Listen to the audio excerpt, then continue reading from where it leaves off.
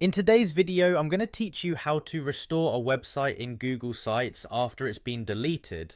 This is a quick and easy process that will only take about 5 minutes. Let's dive right in and get your site back up and running. First, you'll want to begin by navigating to Google Sites.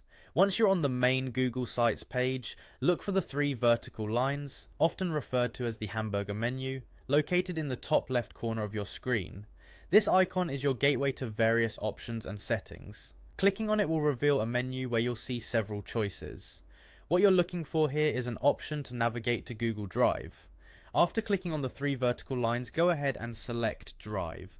Google Drive is essentially where all your Google files, including your website backups, are stored. When you open Google Drive, you'll notice an organized list of all your files and folders. Your next move is to find the bin, which is where Google Drive stores all of your deleted items for a period of time before they are permanently removed.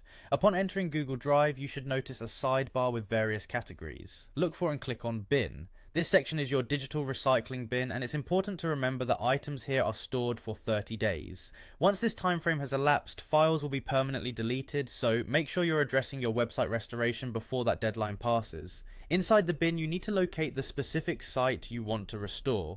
Scrolling through your deleted items, find the name or file of your website. If you have many deleted files, using the search bar at the top might help you pinpoint it more quickly. Once you've identified your site, it's time to bring it back to life. Now that you've found your site, select it by clicking on it. You'll notice that options appear on the toolbar. Look for the restore icon, which typically resembles a clock with an arrow pointing backward. By clicking on this icon, you're telling Google Drive to move this site back to its original location, effectively reinstating it in your list of active sites. And there you have it, you've now successfully restored your Google site.